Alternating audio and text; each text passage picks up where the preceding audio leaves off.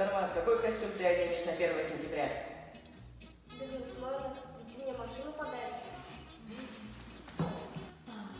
Как ты думаешь, какой учитель самый строгий? Сурамилина. А почему? Она в аду родилась. Что делают учителя после уроков? Думает, как учеников помочь в следующий раз. Тамерлан, как ты думаешь, что такое педсовет? Ой, забыл. Как ты думаешь, как расшифровывается предмет ОБЖ? Очень бесполезная жизнь. Как бы ты поздравил учителей, если бы был директором? Продолжайте их мучить все дольше и дольше. Рустам, хотел бы ты в будущем стать учителем? Нет, А почему? многодневно занимаюсь. Если бы ты был директором, как бы ты поздравил учителей? Вы все уволены. Что делают учителя после уроков? Идут в спа. Ты знаешь, что такое педсовет? Где тусуются учителя? Куда ведут ученика, если его вызвали к директору? Этого никто не знает. На кого похожа Алсура Милевна?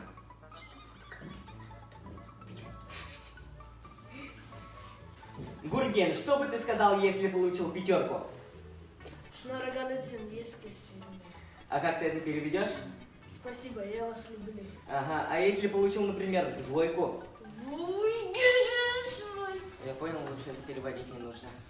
Куда попадает школьник, который не выучил уроки? Чистую. Ты знаешь, что делают учителя после уроков? Кайфует от нас. Азалия, хотела бы ты стать учителем? Да, А почему? чтобы помочь детей. Что ты сделала в первую очередь, если бы стала директором? Отправила бы всех учеников в 11 класс. Был ли ты когда-нибудь в кабинете Алсура Милевны или директора? Нет. Поздравляю, везунчик.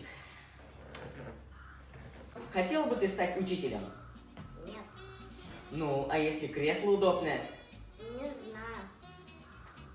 Ну, давай еще и конфетки на каждый праздник. Да. Вот так вот и набирают учителей в школы. Что делают учителя после уроков? Лежать на диване, смотреть телек. Какой костюм ты наденешь на следующее 1 сентября? Костюм клоуна. Конечно, зачем заморачиваться? Амелия, какой твой самый любимый и нелюбимый предмет? Самый любимый математика, а самый любимый это русский язык.